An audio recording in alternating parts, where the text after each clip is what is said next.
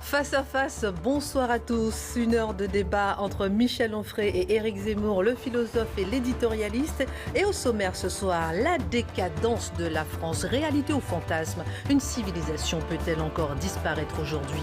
Cette décadence passe-t-elle aussi par la culture? Comment lutter contre le déclin culturel de la France? Comment préserver la démocratie de la décadence? La démocratie peut-elle résister à la dictature de la majorité et entendre les revendications des minorités? Et puis un dernier chapitre, à l'approche des fêtes de Pâques, on parlera du pape François. Il a remis l'Église sur le devant de la scène médiatique, mais pas que. Doit-il se cantonner à un rôle spirituel? C'est parti pour le face-à-face. Bonsoir messieurs, bonsoir. Michel Onfray, bonsoir Michel Éric Zemmour. Michel Onfray, nous sommes toujours ravis de vous retrouver. On a eu plusieurs, pendant plusieurs semaines, on a eu des ministres, Éric Zemmour, et on est ravis de vous recevoir en tant que philosophe. Vous avez créé la revue Front Populaire. Voici le dernier numéro, le numéro 4, intitulé Immigration, éviter le naufrage, un numéro qui aborde un chapitre sur les mineurs isolés, la créolisation du monde, la fuite des cerveaux, le décolonialisme.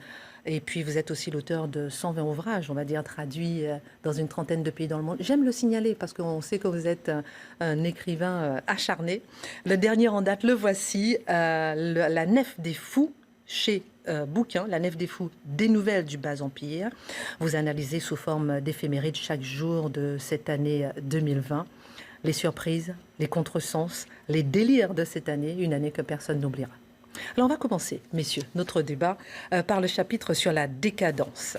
De nombreux commentateurs, Michel Onfray, ont collé cette étiquette aux institutions françaises qui n'ont pas toujours su répondre de façon efficace à la crise sanitaire. La France est-elle vraiment en déclin? Le concept de décadence n'est-il pas un fantasme conservateur destiné à freiner, on va dire, la marche du temps et à repousser la modernité? Réalité ou fantasme? Bon, c'est une réalité, et ensuite je comprends que pour certains ça puisse être un fantasme parce que ça procède de leur logiciel qui est un vieux logiciel marxiste, gauchiste culturel, dirait Jean-Pierre Le Goff, parce qu'un certain nombre de gens, y compris de droite, pensent avec le logiciel gauchiste, et on a un certain Marx qui nous dit le capitalisme naît à telle époque, donc s'il naît c'est qu'il peut mourir, et donc il peut disparaître, et avec moi il disparaîtra, etc. Et donc on se dit, il y a un sens de l'histoire, et ce sens de l'histoire il est linéaire, et on s'en va vers... Il n'est pas seulement linéaire, c'est-à-dire il est dans le progrès, c'est Condorcet qui nous disait ça, vous avez une abscisse et une ordonnée, et sur la durée, sur l'intensité, vous avez une civilisation, et ça va vers le meilleur tout le temps. C'est le logiciel des progressistes. Évidemment, le logiciel des progressistes est un logiciel idéologique. Si le réel leur donne tort, c'est le réel qui a tort, et leur logiciel a toujours raison. Alors ces gens-là ne veulent pas entendre parler de décadence, parce que décadence, ça veut dire que leur logiciel n'est pas bon, qu'il faut le mettre à la poubelle. Or, si on élargit un peu, parce que ça c'est vraiment une petite vision des choses qui est européano-centrée. C'est vraiment Condorcet, c'est un peu Bossuet sur l'histoire de France, sur la laïcisation du christianisme. Oh, du christianisme. Absolument. C'est le discours sur l'histoire de Bossuet, sur l'histoire universelle, et revu et corrigé par la laïcité girondine. Oui, c'est vrai. Pour Condorcet, c'est vrai. Oui. Et donc ce schéma-là, il n'en bouge pas, c'est celui-ci. Tout ça est formidable, mais c'est vraiment très très étroit.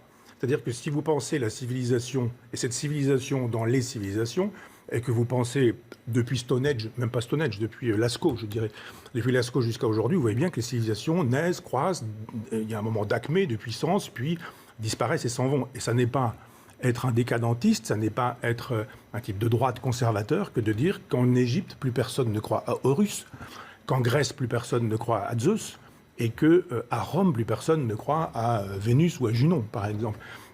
Donc les civilisations disparaissent, et la nôtre obéit aux mêmes lois que ces civilisations passées. Et de fait, je pense que le judéo-christianisme est en train de vivre ces derniers moments, et que, pour certains pour lesquels c'est un petit peu complexe d'avoir une philosophie de l'histoire, ça devient plus précis quand on voit avec le Covid comment tout s'effondre, morceau par morceau, pierre par pierre, et là, d'un seul coup, ce discours qui devenait un peu théorique pour les gens, il devient éminemment pratique pour tout le monde. Éric Zemmour, réalité ou fantasme? Alors, essayons de reprendre effectivement, d'après ce que dit Michel, et d'après votre question. Votre question, c'est est-ce que les ratages, l'échec, on peut dire, global de la France vis-à-vis de l'épidémie, est-il la preuve du déclin français? Je pense que oui, et je pense que même plus, je pense que c'est cette épidémie et c'est cette inefficience française qui ont fait prendre conscience à beaucoup de Français Oui. que le discours, on est d'accord, que le discours sur le déclin et la décadence n'était pas purement intellectuel. Moi, j'ai vu, on a écrit, Michel et moi, des livres sur ce sujet, et à chaque fois, on nous disait, oui, mais c'est intellectuel, oui, mais c'est des trucs d'intellectuel, c'est pas dans le concret, c'est pas les gens, ils voient pas ça, etc. Eh bien, je pense que pour la première fois, les gens ont vu ça. Ça, c'est une première chose. Deuxièmement, là où Michel Onfray met le sujet, c'est-à-dire la mort du progressisme. On est d'accord sur le diagnostic, évidemment. On a appris, vous et moi, qu'est-ce que c'est que le progressisme. C'est un christianisme laïcisé, puis marxisé. Vous avez tout à fait raison. Bref, ça, on est d'accord. Mais il me semble, moi, que cette histoire-là, elle n'est pas morte aujourd'hui, elle est morte en 14. Si vous voulez, moi, j'ai compris ça. 14, qu'est-ce que c'est? C'est le progrès technique permet de massacrer en masse. Et donc, contrairement à votre ami girondin Condorcet, le progrès n'apporte pas le bonheur aux hommes. Au contraire, il les massacre encore plus qu'avant. Vous voyez, l'héroïsme est terminé, la guerre devient une boucherie. Ouais. Je pense que là, le concept de progrès... Et je pense d'ailleurs... Thèse de Junger. Exactement, Junger, Spengler, tout ça. Bon.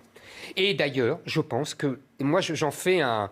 Je vais vous dire de façon un peu ironique, j'en fais un révélateur. C'est-à-dire que je pense que les progressistes d'aujourd'hui sont complètement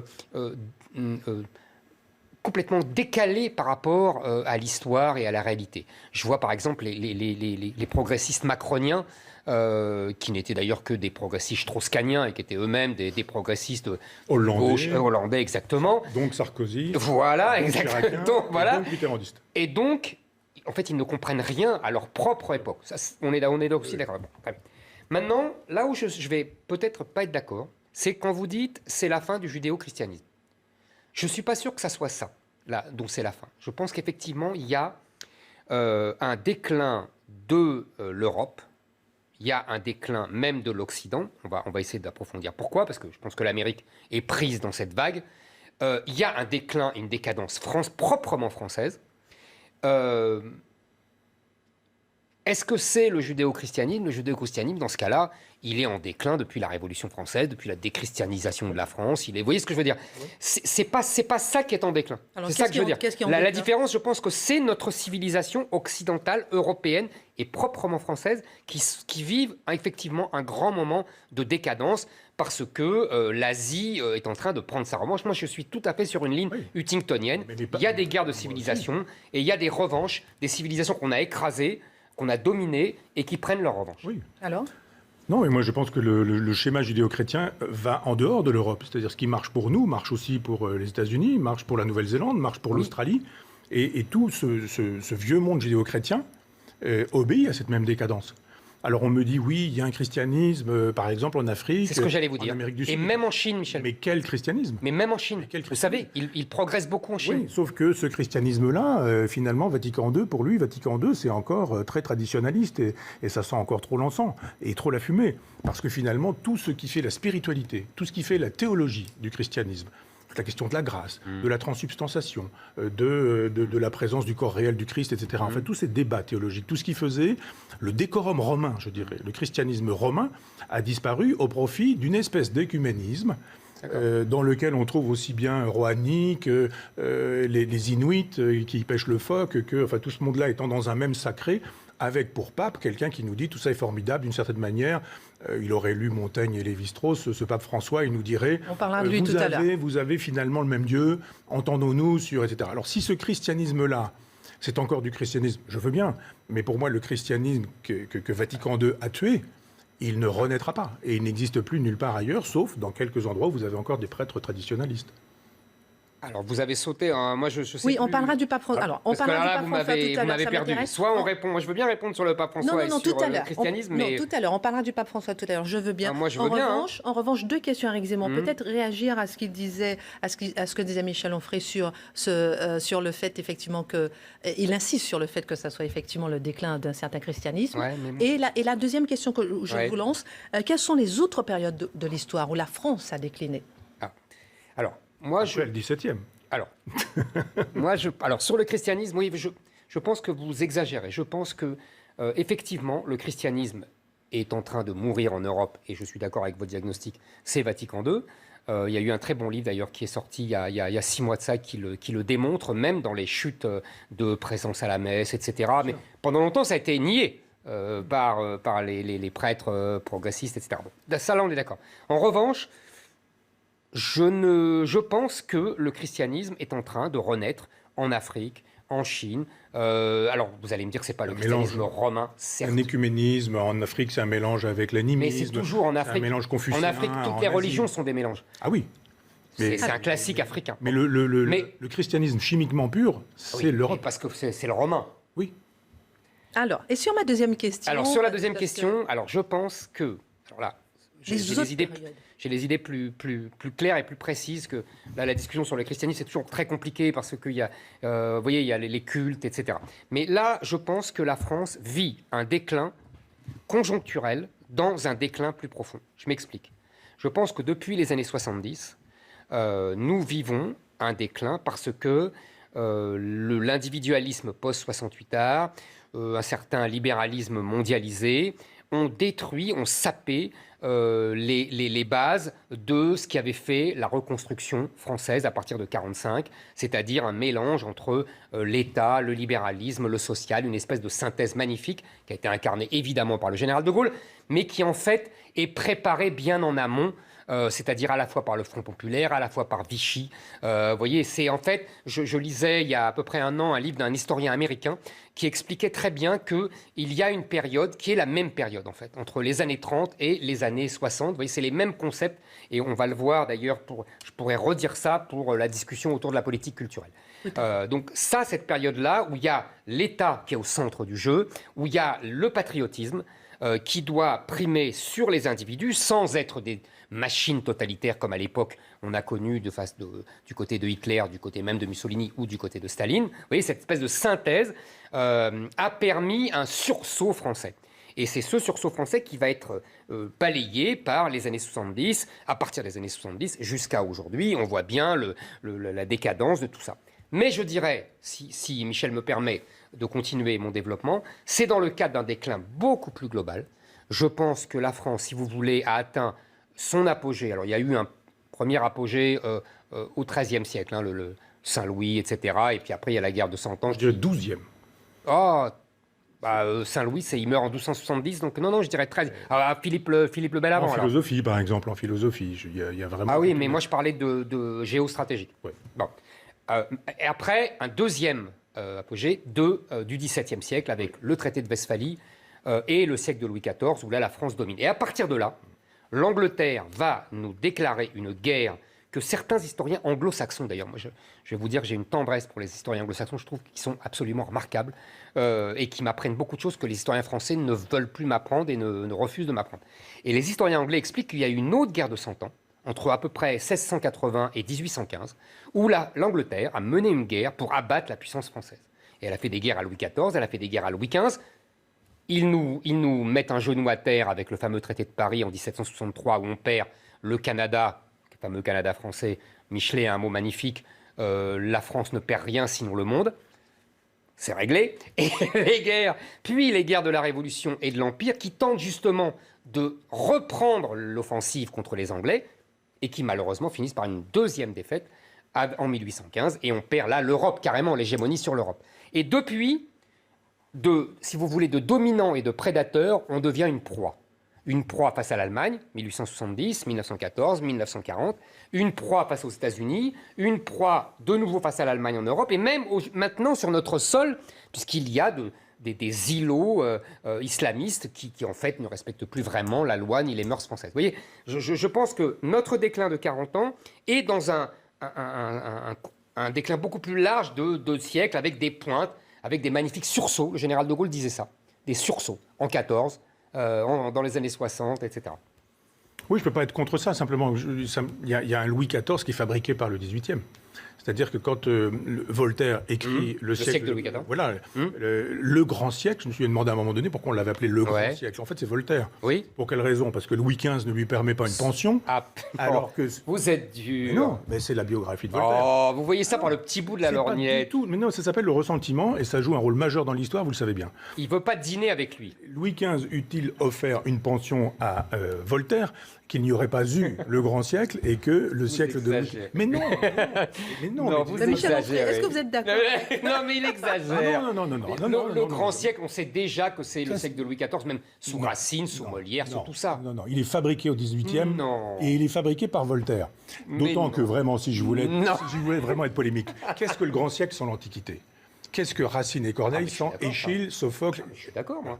Qu'est-ce que La Fontaine sans Phèdre et Bien sûr. Ésope? D'accord. Qu'est-ce que Théophraste, Mais même Molière, sans Plaute et Terence, etc. Donc, Et alors? c'est un style, c'est un ton, le XVIIe siècle. C'est un style et c'est un ton. Et c'est le style français. En même Ah temps. bon, d'accord. C'est alexandrin. Mais n'oublions pas que quand on lit aujourd'hui Échille, Sophocle, Euripide, etc., on oublie que tout ça est écrit en vers. Donc on ne fait jamais que transposer dans les vers de cette époque-là, l'hexamètre, enfin des vers grecs, en alexandrin, et peut-être peut-on dire que l'alexandrin est le grand vers français. Mais je pense que au XVIIe siècle, on ne sait pas que Louis XIV est l'homme du grand siècle, c'est le XVIIIe qui nous le dit par ressentiment, parce que... Non. Bah oui, mais Non, c'est là que vous exagérez. Non, j'exagère pas. Si, je vous assure. Non, je crois simplement Regardez Bossuet, vous parliez de Bossuet. Bossuet célèbre déjà le grand siècle de Louis XIV, le roi Soleil, etc. Ça, c'est pas Voltaire. Vous avez raison, Voltaire après fait ça pour humilier Louis XV. D'accord. Voilà. On est Et d'accord. pour quelle raison veut-il l'humilier? Parce que moi, on me dit, vous, c'est la pension, moi, on me dit, pension. c'est parce que Louis XV refuse de dîner avec lui comme le faisait Frédéric II. C'est l'équivalent, ça va ensemble. C'est tout à fait ça. Donc, vous voyez, on est finalement d'accord. Oui, mais non, parce que... Il n'est pas invité Bon, chez alors, Macron. messieurs, si vous voulez bien, Il n'est pas invité chez Macron. si vous voulez bien, juste après l'émission, il y a la belle histoire de France. On pourra en parler. Mais pour l'instant, j'aimerais bien que si vous... vraiment j'avais su que c'est moi qui défendrais Voltaire, vraiment, alors là, on me fait faire des choses dans cette émission, franchement. Mais Michel Onfray, j'aimerais bien qu'on puisse revenir sur les moments où la France a décliné, selon vous. Comme dit Éric Zemmour, depuis les années 70, le dernier déclin qui a commencé à ce moment-là, et puis les autres déclins précédents, selon vous, quels sont-ils? Écoutez, il y a un texte très intéressant de Diderot. Il a le nombre des hosties vendues en France, telle année, telle année, telle année. C'est un truc extrêmement intéressant parce qu'il dit, mais regardez, finalement, il y a un effondrement de la vente d'hosties. Dès le XVIIIe siècle. Voilà. Absolument. Donc il y a une déchristianisation à partir de ce moment-là. La déchristianisation, alors là, pour le coup, on peut trouver une date de naissance. On peut imaginer que c'est la mort de Méliès, l'abbé Méliès. Je vous ai entendu l'autre jour dire qu'il n'y avait pas de lumière indépendamment des Anglais. Je ne suis pas d'accord. Je pense qu'il y a une philosophie des Lumières qui est tout entière chez le curé Méliès, qui est le premier athée. Il meurt en 1628, donc il a écrit ça peut-être 10-15 ans avant. Mais un testament dans lequel la totalité des idées des Lumières vont se retrouver reprises et commentées, y compris chez Voltaire, qui en fera un déiste, alors que l'abbé Méliès était un athée. Et je pense que, pour aller vite, je veux dire, un théiste, c'est quelqu'un qui dit que Dieu existe, qu'il crée le monde et qu'il est responsable de tout ce qui advient dans le monde. Tremblement de terre de Lisbonne, on se dit, Dieu a voulu le tremblement de terre, pourquoi donc? Et on dit, parce que vous n'êtes pas assez pieux, vous n'avez pas assez prié. Et si vous aviez été pieux, si vous aviez prié, il n'y aurait jamais eu le tremblement de terre. Et les déistes disent, non, Dieu crée le monde, mais se moque de l'avenir du monde. Et il crée la pendule, mais si la pendule est en retard, c'est pas lui qui est responsable. Donc on crée le déisme. Ouais, qui est ça, un c'est premier Voltaire. pas vers, qui est un premier pas vers l'athéisme. Et puis à un moment donné, on fait totalement l'économie de Dieu. Et quand on fait l'économie de Dieu, on fait l'économie de la morale qui va avec. Donc le début, on pourrait même imaginer que l'effondrement de cette civilisation, c'est pourquoi je parlais du XIIe siècle. On pourrait même remonter au XIIe siècle, dès qu'on a les nominalistes, dès qu'on pose la question des substances, des attributs, des espèces, on ne va pas rentrer dans le détail, mais je veux dire, dès que les philosophes commencent à ramer pour pouvoir justifier philosophiquement la foi, c'est que la foi n'est déjà plus là. C'est qu'on ne croit plus comme un charbonnier. Après, on a la Renaissance, et la Renaissance dit, retrouvons un peu les Grecs et les Romains, ce que va faire le XVIIe siècle français, pour redonner un peu de vitalité à cette civilisation qui est déjà en début de perte, je dirais. Et on a avec les Lumières cette idée que, on peut faire l'économie de Dieu.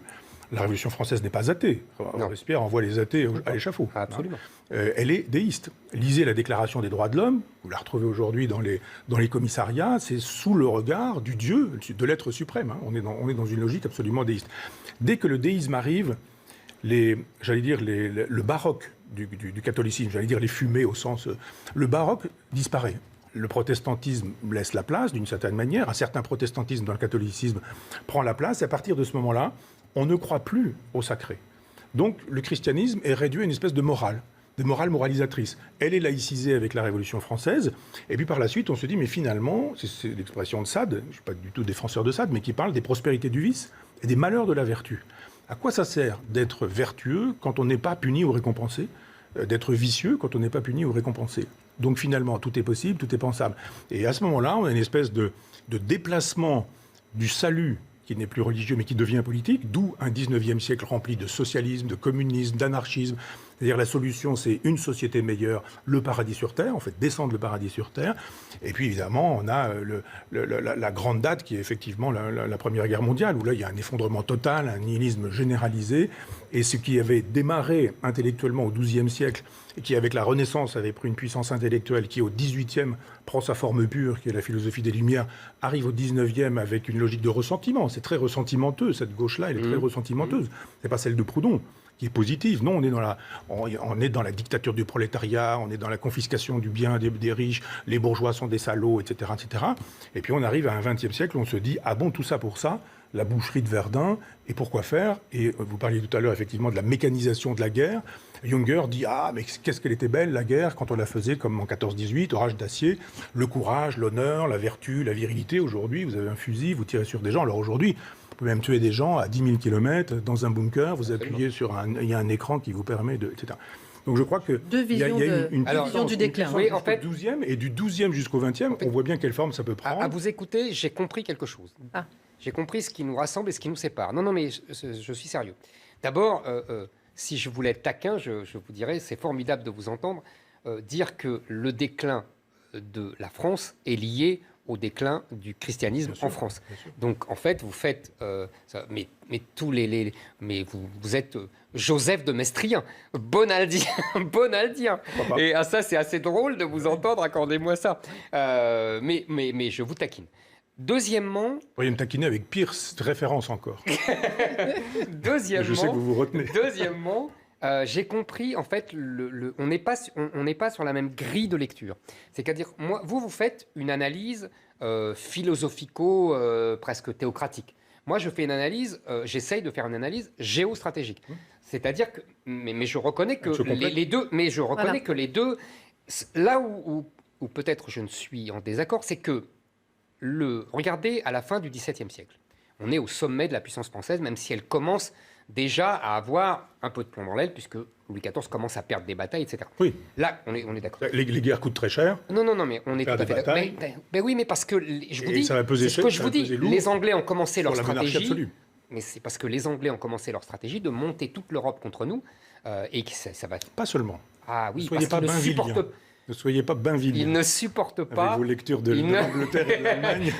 non, mais sérieusement, je pense que les Anglais ne supportent pas la puissance dominante en Europe. C'est pas faux, mais en même temps, Louis XIV avait fait le travail lui-même avec des guerres extrêmement coûteuses, et puis avec une politique fastueuse qui fait que... Mais alors on paye ça un jour, et on ne paye pas ça forcément de son vivant, et c'est Louis XVI. Mais c'est ce que j'allais vous dire. Alors c'est ce que j'allais vous dire. Notre querelle, elle est née au XVIIe siècle. C'est la querelle entre Fénelon et Bossuet. Ah oui. Mais là, mais je vous dis, c'est la première fois qu'en vous écoutant, je comprends notre querelle. J'explique en deux mots. Les guerres coûtent cher, les guerres font des morts, les guerres amènent de la misère. La fameuse lettre Michel Onfray, Fénelon. Ouais. Moi, je dis, la France ne peut être grande que si elle est hégémonique, même s'il y a des guerres, et il faut dominer l'Europe, sinon on ne sera rien. Bossuet. Et donc, la discussion, elle dure depuis 3 siècles. Et elle court toute l'histoire du XXe siècle. Les anti-napoléoniens disent, comme Fénelon, « Ah, mais qu'est-ce que les guerres coûtent cher ?» Et moi, je réponds à chaque fois, « Ce sont les Anglais qui nous poussent à la guerre. » Vous vous souvenez de notre discussion la semaine dernière avec Taché, c'est la même discussion. Non, mais c'est vrai, je pense que... alors, on arrive aujourd'hui... Le commerce, c'est pas l'Angleterre, c'est mais l'Angleterre incarne le commerce. Alors, Éric Zemmour terminé, ensuite j'ai une autre question. Napoléon dit la nation de boutiquiers. Éric Zemmour terminé. Et je pense qu'aujourd'hui, alors, je vais vous dire, je pense qu'aujourd'hui, c'est aujourd'hui qui me donne raison, si je peux me permettre, pour faire avancer la conversation. Et on verra ce que Michel va répondre. C'est aujourd'hui qui me donne raison, parce qu'on ne domine plus, on n'est plus hégémonique, et donc on est devenu une proie. On est devenu une proie à l'extérieur, puisqu'elle est dominée en Europe par l'Allemagne et, dans le monde par les États-Unis, et une proie à l'intérieur, parce que comme je vous l'ai dit tout à l'heure, on ne tient même plus notre territoire, et qu'il y a des parcelles de territoire qui, aujourd'hui, sont devenues des îlots séparatistes, comme dirait Macron.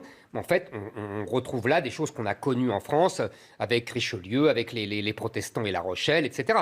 À l'époque, on envoyait l'armée pour éradiquer ces États dans l'État, ce que Richelieu appelait les États dans l'État. Ben, je pense que, comme on n'est plus hégémonique, on est devenu une proie. Vous voyez, je pense que notre présent me donne raison sur cette longue querelle de 3 siècles. Michel Onfray, je vous laisse répondre à cette partie, et puis je vais vous relancer aussi sur comment, ou lancer plutôt sur comment interrompre cette décadence que vous avez constatée tous les deux. Moi, je ne crois pas que ce soit une question d'hégémonie, ce qui supposerait l'Empire, mais une question de souveraineté, ce qui suppose la nation, ce qui n'est pas exactement la même chose.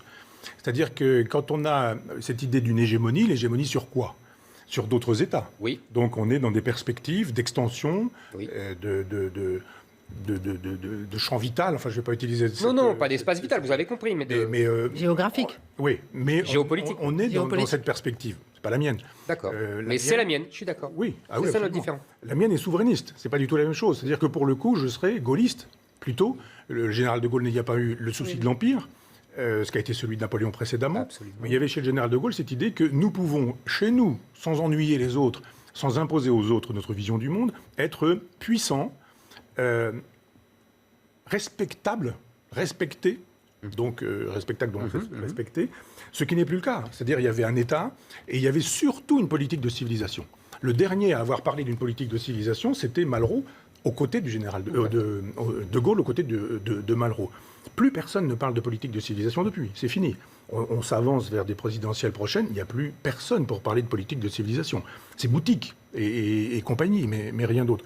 Donc je conçois que l'hégémonie soit nécessaire, mais elle suppose l'expansion du domaine vital et suppose donc l'impérialisme qui, de facto, implique le colonialisme ou le néocolonialisme. Non, mais moi, par exemple, je ne défendrais pas la présence française au Mali, et je pense qu'on massacre les Maliens, et que... On massacre surtout les islamistes. Ça, c'est... Non, c'est leur problème. Pourquoi oui, je comprends, j'entends. Les Chinois, les Indiens, mais Éric Zemmour vous répond. On n'y va plus. Mais je pense simplement que nous ne sommes plus capables d'une politique qui soit une politique de nation, souverainiste, et qui soit capable de comprendre les enjeux de civilisation. Juste 2 mots sur ce qui se passe en Arménie actuellement. C'est quand même sidérant, cette façon qu'a l'Occident de laisser faire l'effacement de l'Arménie de la carte judéo-chrétienne.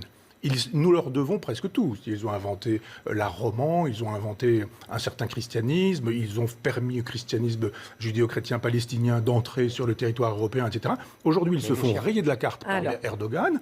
On ne dit rien, on ne fait rien, on n'en parle pas, parce qu'on n'est pas capable d'avoir une politique de civilisation. Ce qui arrive tout de suite chez eux, ça existe déjà chez nous. Michel Onfray, vous êtes inarrêtable, mais il faut s'arrêter un petit peu.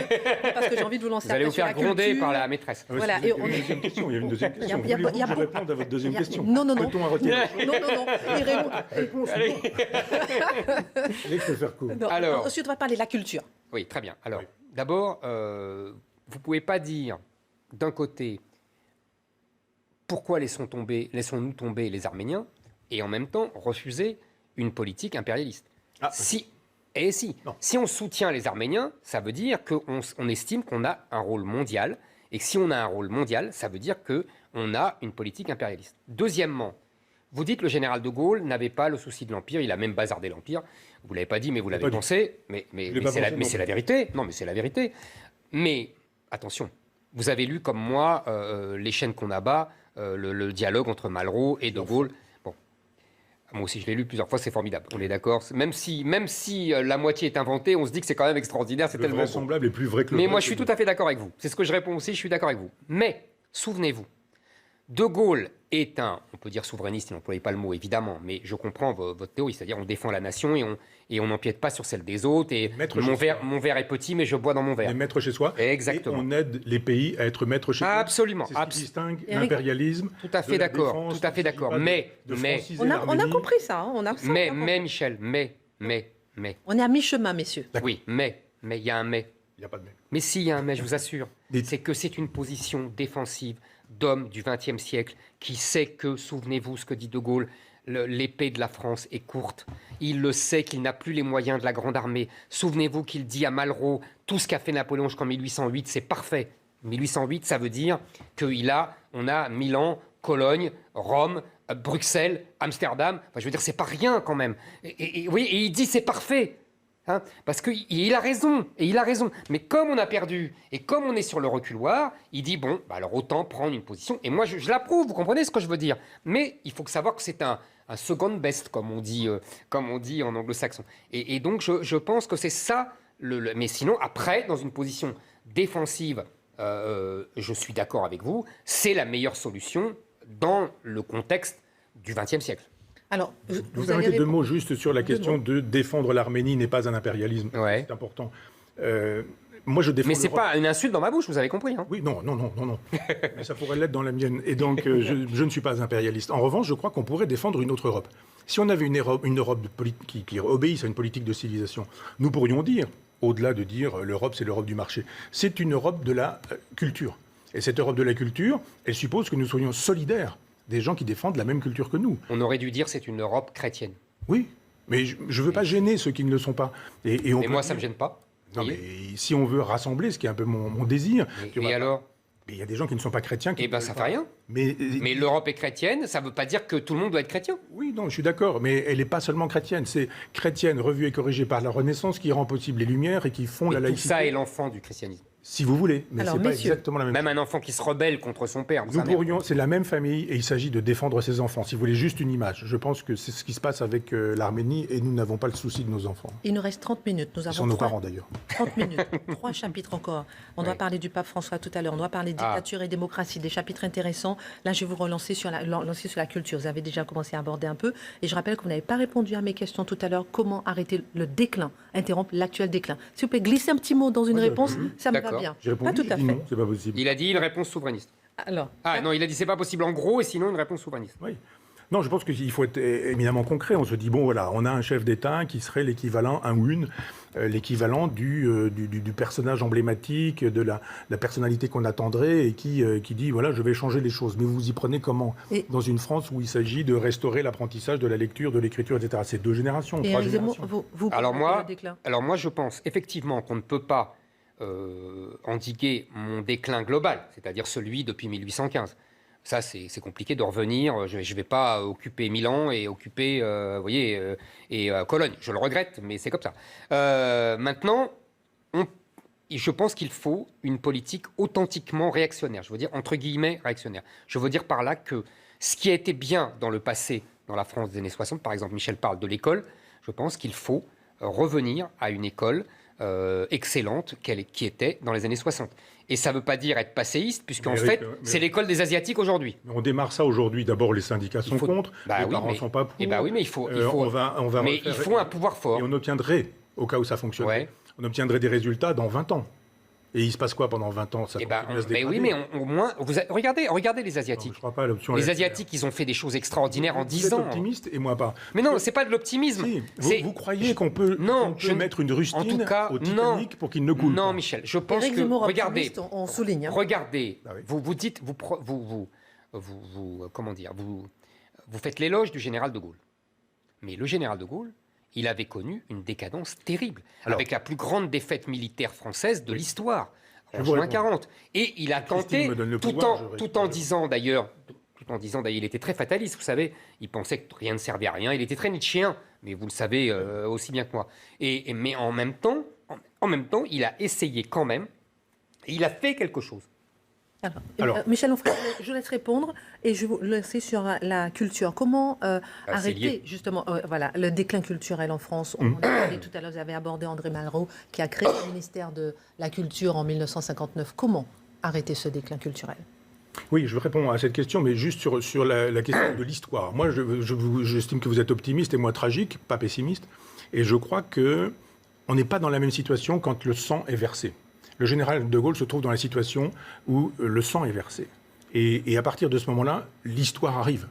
Et c'est vraiment tout à fait autre chose. L'idée d'avoir un homme providentiel, une femme, un homme providentiel qui arrive au pouvoir et qui dit on va changer ceci, on va changer cela, on va faire de telle sorte que la justice soit juste, on va faire de telle sorte que la magistrature soit dépolitisée, on va faire de telle sorte qu'à l'école on apprenne à lire, à compter, etc. Toutes choses de bon sens qui ne pourraient pas fonctionner. Vous avez les journalistes qui vont être contre, vous avez les syndicats qui vont être contre, vous avez les raison. Mais si on n'essaye pas... Qu'est-ce Qu'est-ce que vous faites avec la police, avec l'armée? Vous envoyez les gens. Moi, je ne crois pas trop à ça. Je crois simplement que quand le sang coule, alors là, on entre de plein pied dans l'histoire. Et que le général de Gaulle entre dans une période qui est profondément historique, pas seulement avec 14-18, mais parce qu'effectivement, il voit bien ce que ça signifie. Il va falloir verser le sang. Moi, j'aime beaucoup Kojève, qui est l'un des derniers à avoir pensé les questions de civilisation en regard de Hegel. Je ne suis pas complètement hegelien, mais il faut repenser Hegel, relire Hegel et ses textes sur la philosophie de l'histoire. Et Kojève dit à un moment donné, mais 68, ça compte pas, il n'y a pas eu de sang versé. Il a tort. C'est pas seulement le sang versé qui fait l'histoire. Mais je crois simplement que, et là, pour le coup, être plus pessimiste que vous, mais moi, je crois que nous allons vers une guerre civile. Et que la guerre civile, c'est du sang. Et que pour le coup, quand du sang se trouve versé, alors il y a des figures historiques qui apparaissent et qui peuvent peut-être, de temps en temps, dire on va imposer à l'histoire un cours qu'on n'aurait pas pu imposer dans une démocratie représentative avec la puissance des médias. Mon cher Michel. Je ne dis pas que j'y aspire. Non, je dis simplement que pour l'instant, tout est fait. C'est-à-dire on met de la poudre partout. Mais mon cher Michel, ça m'amuse de vous entendre, si vous me permettez, mais vous le savez aussi bien que moi, ça fait des années que je dis ça et qu'on me dit vous le souhaitez, vous dites ça parce que vous le souhaitez. Vous vous souvenez, j'ai entendu ça encore ici de la part d'innombrables contradicteurs. Clinton qui disait que les civilisations s'opposaient, on disait c'est vous qui créez. Voilà, exactement. Quand ça fait des années que je dis si on continue, on va vers la guerre civile, on me dit vous souhaitez la guerre civile. C'est pourquoi on vous envoie au tribunal. Et on m'envoie au tribunal. Donc c'est pour ça que ça m'amuse de vous entendre ça. Oui, vous avez raison, c'est le chemin qu'on prend si on ne fait rien. Maintenant, j'essaye. J'ai lu dans un philosophe, je ne retrouverai le nom tout à l'heure, qui disait que justement la politique c'était essayer de conjurer le pire, de voir le pire, de l'annoncer et d'essayer de le conjurer. Donc je dis voilà, écoutez, peut-être que si on fait ça, si on fait ci, si on fait cela, peut-être qu'on peut conjurer le pire. Ça ne veut pas dire que je suis optimiste, ça veut dire que j'essaye de trouver des solutions. Maintenant, vous avez raison, quand il y a la guerre, on est de plein pied dans l'histoire, et là, on peut prendre des décisions beaucoup plus rudes. Mais regardez, à partir de 62, il n'y a plus la guerre, et le général de Gaulle prend des décisions quand même importantes. Il quitte l'état-major intégré de l'OTAN. Il est dans l'écho de la guerre, lui, jusqu'à la fin. Lui, oui, mais plus le peuple français. Ah non, mais parce que quand on voit Xavier Bertrand qui dit « je serai candidat », on se dit « mais quelle histoire t'as fait, qui t'a fait, et le peuple ne te fera pas ». Mais ça, aujourd'hui, tout le monde est dans ce cas-là. Bien sûr. Alors que la démocratie, messieurs, s'impose comme le régime politique idéal dans le monde, de nombreux régimes autocratiques perdurent. Je cite la Chine, la Russie, la Turquie, le Venezuela, Corée du Nord, Congo, Tchad, Syrie, Égypte. Comment expliquer ça? Vous auriez pu ajouter la France aussi. C'est-à-dire que les pays dans lesquels... Quand vous ouvrez un journal 9 fois sur 10, vous avez la même information, c'est-à-dire la même désinformation, c'est-à-dire la même propagande. Quand on vire des gens parce qu'ils ne pensent pas comme le politiquement correct impose de penser, quand dans la justice, on voit bien qu'il y a une justice de classe, etc. Quand on recule dans les classements internationaux pour la liberté de la presse, il faut arrêter de dire, regardez, ces pays illibéraux, alors que nous serions dans le libéralisme. Le jour où les Français votent au référendum contre l'Europe en disant on ne veut pas de ce traité européen, on leur dit ton référendum, on va te le mettre à la poubelle et tu l'auras quand même. Et en 2008, on lui dit on va t'envoyer les élites, c'est-à-dire les députés et les sénateurs, pour passer par-dessus ta tête et tu auras ça. Quand les gens descendent dans la rue en disant les gilets jaunes, en disant mais on ne va pas pouvoir nous payer plus cher le litre de gasoil parce qu'on n'a pas d'argent. Dès le 15, on n'a plus de sous. Qu'est-ce qui se passe? On leur envoie la police. Puis on leur envoie pire. On leur envoie la CGT, le Sud, la France Insoumise et tous les gens qui captent tout ça, un peu comme avec la Commune. Hein. Je veux dire vraiment, les Versaillais ne sont pas ceux qu'on croit. Les Versaillais étaient des républicains, n'oubliez pas. Et donc, les Versaillais sur les gilets jaunes, on a vu ce que c'était, comment ça a fonctionné. Les pauvres gilets jaunes, ils ont fait quoi? Ils sont rentrés chez eux et ils ont continué à ne pas pouvoir acheter des jouets de Noël à leurs enfants, etc. Donc la France, pays de la démocratie, non merci. Je veux bien qu'on aille s'occuper de la Corée, je veux bien qu'on aille s'occuper de la Chine en disant les pays libéraux quand même, mais qu'on aille voir chez nous comment ça fonctionne. Moi, j'ai gagné plusieurs caches de champagne en disant qui serait élu au second tour des présidentielles depuis plusieurs années. Il suffisait juste que je dise ce sera un candidat maastrichtien.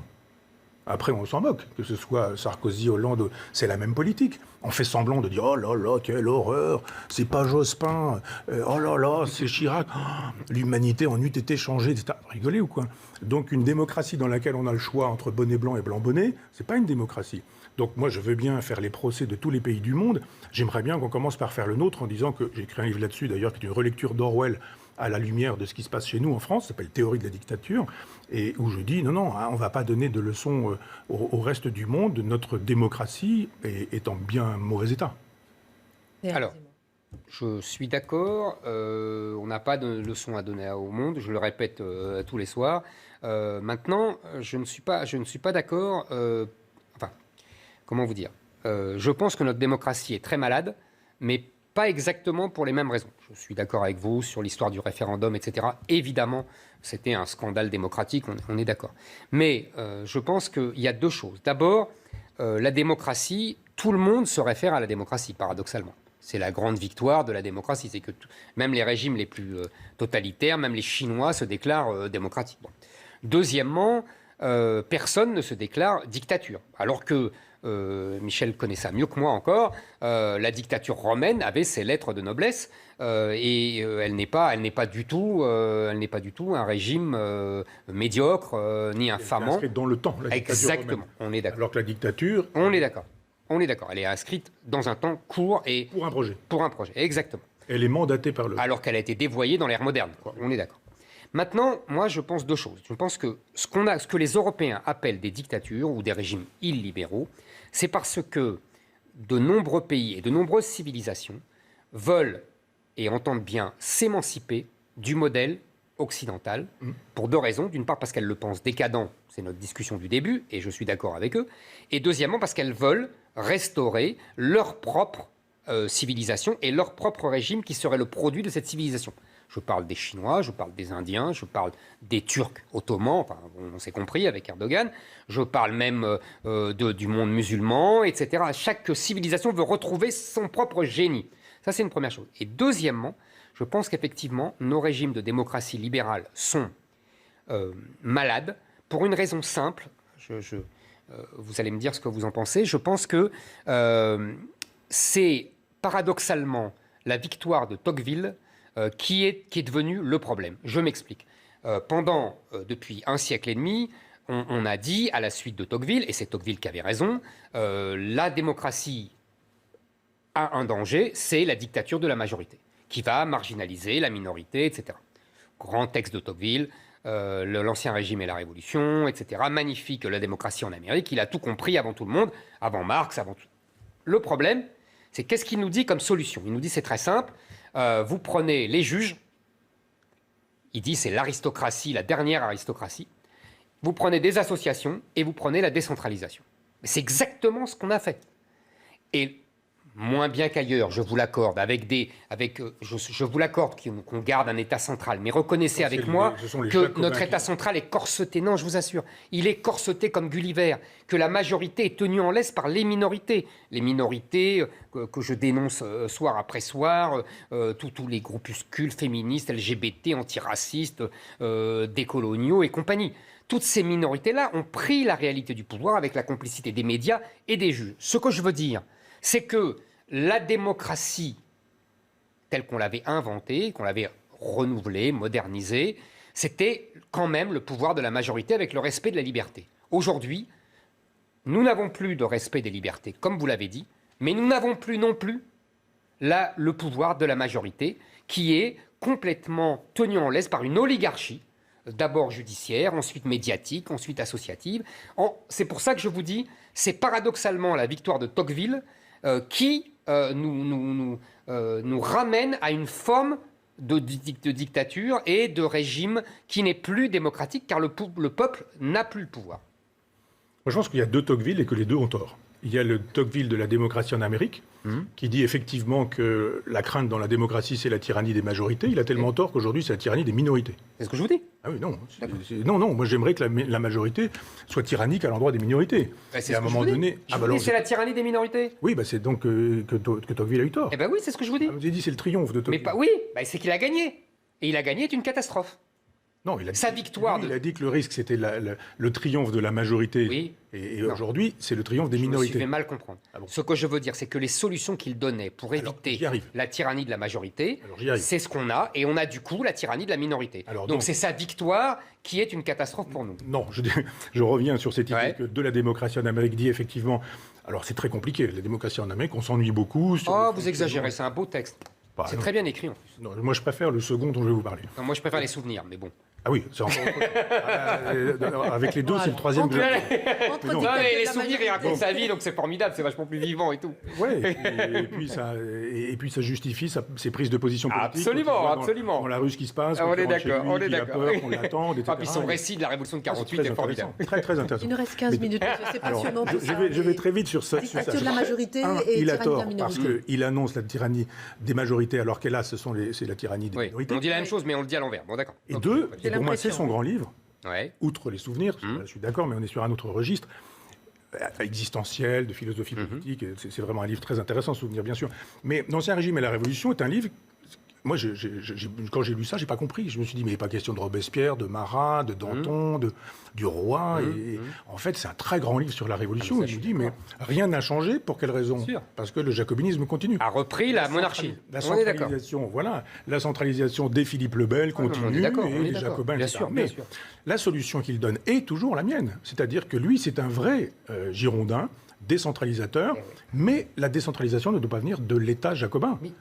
Et c'est ça le problème. C'est-à-dire que quand c'est l'État jacobin qui dit « je décentralise », il dit « je vous laisse la vaisselle, les poubelles à descendre, je vous laisse le nettoyage des parties communes, et puis le reste, c'est moi qui vais décider de la gestion du budget, etc. » Et donc, je dis « mais si c'est ça la décentralisation, regardez, les régions aujourd'hui, elles font quoi? Elles gèrent le remplissage des chemins, l'éclairage public, le fonctionnement des collèges et des lycées, 2 ou 3 petits trucs de formation, etc. » Comme Tocqueville disait « appuyons-nous sur les paroisses anciennes du christianisme, et puis faisons de telle sorte qu'il y ait un communalisme libertaire. » Il y a chez moi, dans mon village à Chambois, un mot qui s'appelle le plénitre. Personne ne connaît le plénitre.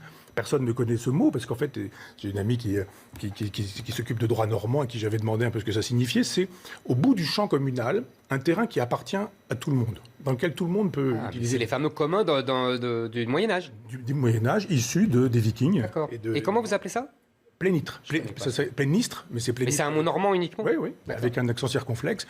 Et le plénitre est un lieu extraordinaire, parce que c'est effectivement un lieu de communauté communale dans lequel on peut justement fabriquer une autre démocratie alternative. Éric Zemmour. Et la démocratie alternative de Tocqueville n'est pas du tout François Bayrou, Macron ou... Eh ben, je pense que vous vous trompez.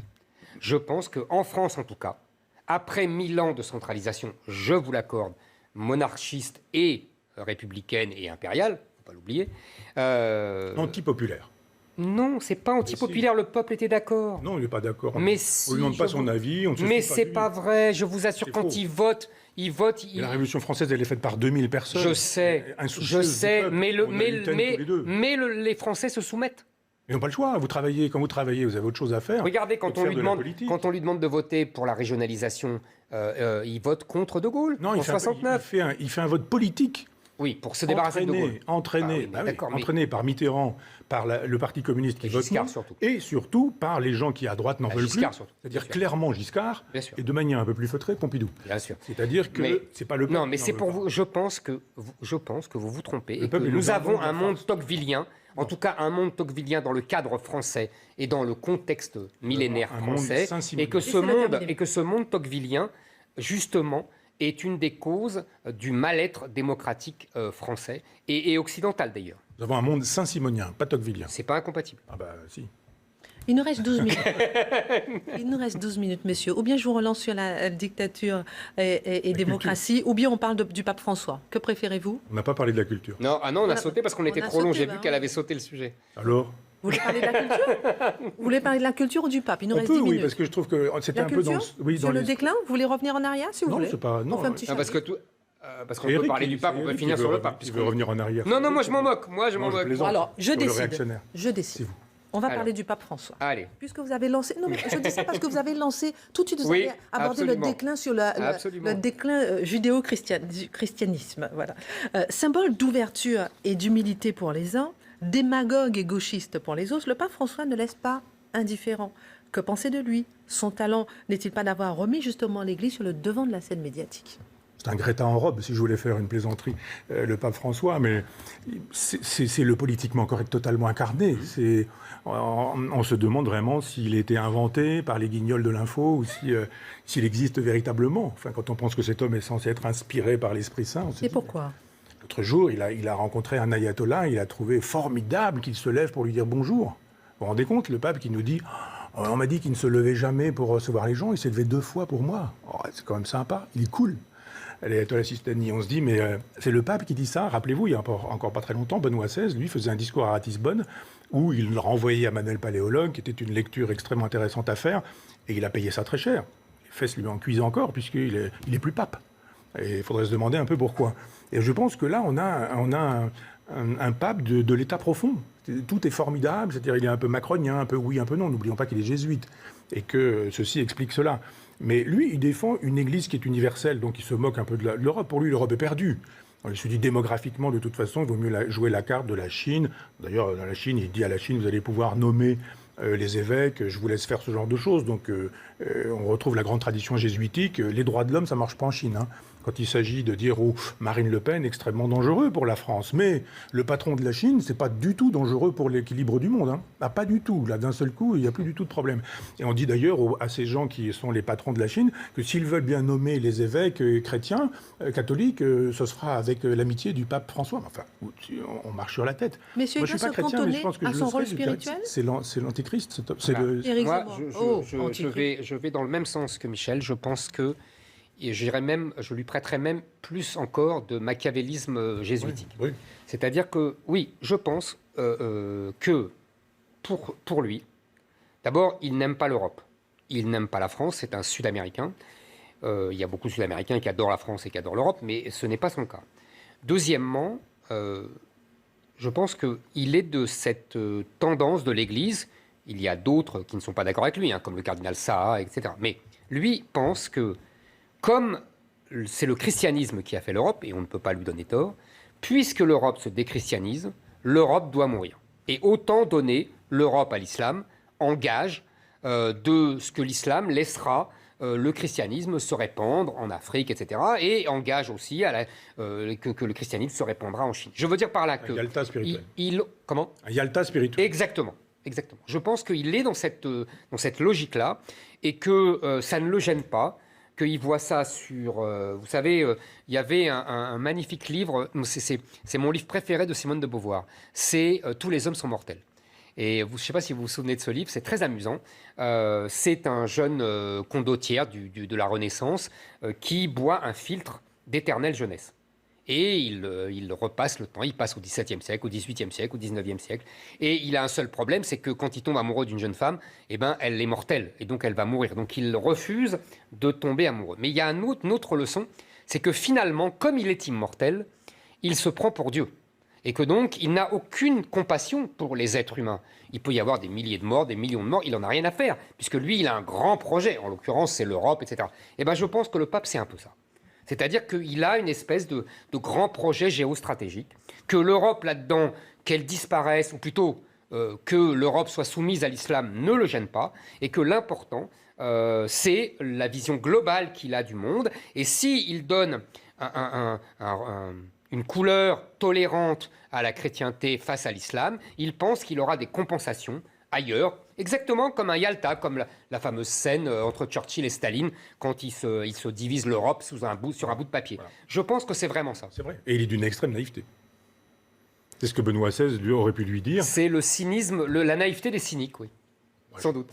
Je pense qu'il est plus naïf que cynique. Quoi. Ah, vous croyez ? Moi, je le pense plus cynique. Il n'a pas compris ce qu'est la nature guerrière de l'islam. Moi, je pense qu'il ne veut pas comprendre. Je vous dis, il laisse... Il se dit qu'après tout, le christianisme, c'est pour l'éternité et qu'ils iront ailleurs. Comme je vous dis, comme l'Europe n'est plus chrétienne, elle ne sert plus à rien dans son regard. Et le pape peut-il être seulement le représentant des ambassadeurs des catholiques et ambassadeurs des catholiques ? Il devrait l'être. Normalement, ça devrait être ça. Jadis, c'était le meilleur service de renseignement. Ils avaient une connaissance de la totalité de la planète et ça leur permettait d'agir. On pouvait agir quand on était envoyé par le Saint-Siège et la diplomatie secrète du Saint-Siège a fait beaucoup, dans le meilleur et dans le pire. Elle aurait pu faire beaucoup si effectivement on avait eu un Benoît XVI, notamment dans des endroits comme cela, mais avec pour le coup, je dirais cynisme et pas naïveté, parce que pour moi, si on est l'un, on n'est pas l'autre, et vice-versa. Et le cynisme lui consistait à dire, j'ai lu le Coran, j'ai lu les hadiths du prophète, j'ai lu une biographie de Mahomet, et puis je connais un petit peu l'histoire de la conquête, je sais que je n'ai pas affaire à un adversaire gentil. Et que le Jésus qui dit « frappez-moi sur l'autre joue », c'est pas du tout Mahomet. Non. lui, il coupe la tête. Jésus dit allez-y, quoi. Quand vous avez un personnage... l'autre joue. Oui, c'est-à-dire... Mais vous savez, Michel, je pense que, pardon, je vous interromps, je pense que le pape François sait cela, mais qu'il n'en a cure. C'est pour ça que je dis que c'est un mélange de naïveté et de cynisme. Et pourquoi il semble... Il en a cure parce que pour lui, les Européens ne sont plus quelqu'un d'un continent intéressant, puisqu'il s'est déchristianisé. Donc il a renoncé à son génie, puisque l'Europe, c'est le christianisme. Moi, je ne comprends pas son fonctionnement. Par exemple, ce qu'il a dit sur Marine Le Pen, je me dis, mais il y a des dangers en France, peut-être des dangers avec peut-être Mélenchon, par exemple. Alors, sûrement pas l'écologie, mais pourquoi il voit des dangers uniquement chez cette femme qui, pour le coup, est en train de s'ultra-chiraciser? Absolument. Schengen, formidable, l'Europe, formidable, l'euro, très bien, Frexit, on n'en parle plus. L'islamisme n'a rien à voir avec l'islam. Ouais, c'est Chirac, c'est Robert Pandreau, Pasqua, enfin, c'est ça, quoi. Puis elle arriverait au pouvoir que ce serait Giscard, au bout du compte. Donc, ce serait Sarko et Hollande. Et donc, d'un seul coup, il dit, oh là là, fascisme là-bas. Et on dit, mais il y a quand même des gens bien plus dangereux pour l'avenir de la France. Il ne les voit pas. Et il ne dit pas que ces gens-là sont Mais dangereux. c'est bien ce que je vous dis. Non, parce qu'il ne veut pas les voir. Eh ben moi, je ne peux pas imaginer qu'il n'ait pas derrière la tête. C'est un jésuite. Ouais. Il prend justement un nom de franciscain. Et il a un projet. Mais lequel? Moi, je vous ai dit le projet qu'il a. Ça ne peut pas être ça. Parce qu'il aurait pu imaginer d'ailleurs qu'il puisse reconstituer une Europe chrétienne, notamment avec Poutine. Et c'était tout à fait envisageable. Je pense qu'il n'y croit une Europe de l'Atlantique à l'Oural. Il n'y croit pas. Ah oui, mais c'était son boulot de pape. Quand on se lève le matin et que finalement on gère une entreprise qui a 2000 ans et qu'on veut lui donner 2000 ans d'existence encore, on fait le nécessaire pour que ça dure et pas le nécessaire pour dire je sacrifie ma pièce. Oui, les joueurs d'échecs, et il dit je sacrifie ma dame, mais parce qu'il va y avoir échec et mat dans 10 coups. Oui, c'est ça. C'est ce que je pense. C'est ce que je pense aussi. Le mat, ce sera pour lui. C'est ce que je pense aussi. C'est pour ça que je vous dis, pour moi, c'est un mélange de naïveté et de cynisme. C'est la fameuse maladresse des demi-habiles, vous savez, de Pascal. Oui. Et vous êtes en train de me dire que le pape, il ne peut pas sortir de son rôle spirituel, justement, selon vous? Mais le pape est toujours sorti. Il ne doit pas prôner. Il a toujours eu un rôle politique depuis 1000 ans. Mais si vous voulez, on voit bien la différence. Il y a 1000 ans, dans à peu près les mêmes circonstances, d'ailleurs, de façon différente, quand l'islam menace Constantinople une première fois, ça donne l'appel à la croisade en 1090, je crois, et le pape a un rôle éminemment politique, puisqu'il appelle à une guerre, etc. Donc on ne peut pas faire mieux, on ne peut pas faire plus politique. Donc les papes ont toujours eu un rôle éminemment politique, mais vous voyez, la différence, c'est que là, mais je répondrai moi-même à ma réserve, à l'époque, l'Europe est complètement chrétienne, et donc le pape défend l'Europe chrétienne contre l'islam qui va subvertir et dominer cette Europe chrétienne. Aujourd'hui, le pape ne défend plus l'Europe car elle n'est pas chrétienne. C'est ma thèse en tout cas. Je ne suis pas dans sa tête, mais voilà comment j'analyse son comportement. Moi, j'ai lu le Et catéchisme. comment interrompre le déclin de l'Église, justement?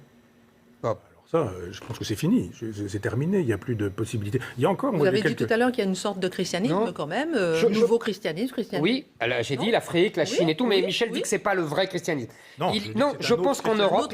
Non, mais je pense qu'en Europe... Le christianisme romain. Oui, j'ai compris. Je pense qu'en Europe, il y a des catholiques qui ont une foi sincère.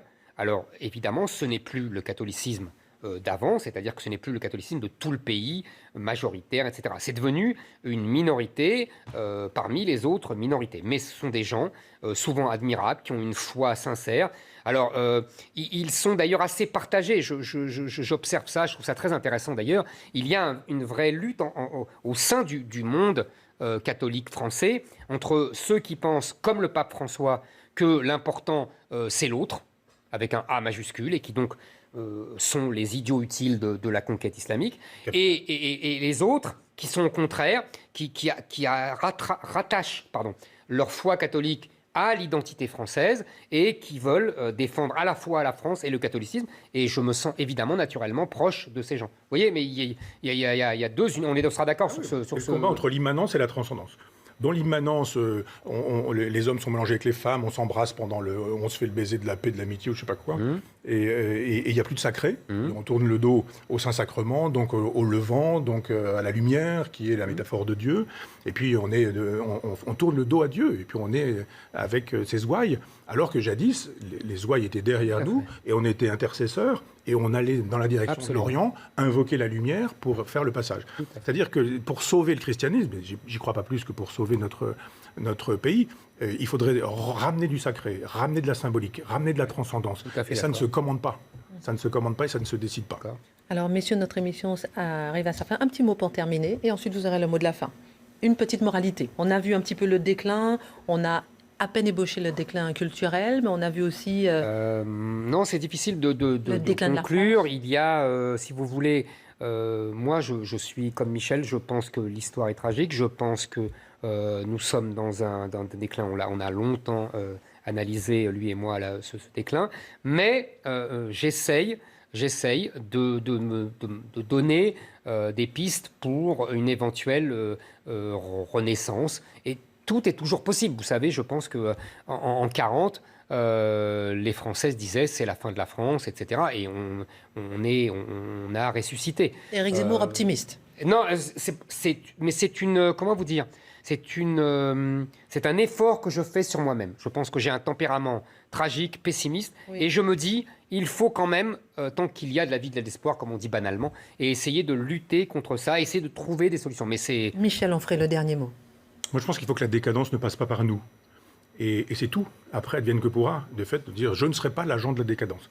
Là où je suis, dans ce que je fais, dans ce que je pense, dans mon rapport à autrui, qu'on reconstitue un surmoi dans lequel effectivement autrui ait des droits, mais pas tous les droits, qu'il ait aussi des devoirs, que j'ai aussi des devoirs à l'endroit d'autrui, qu'il n'y ait pas cette espèce d'atomisation de la société. Je pense que si on fait ça, rien n'interdit qu'un jour, parmi ceux qui diront la décadence ne passera pas par moi, on ne trouve pas quelqu'un qui puisse remettre un peu le train sur les rails. Merci beaucoup Michel Onfray, merci beaucoup Éric Zemmour, fin de ce face-à-face.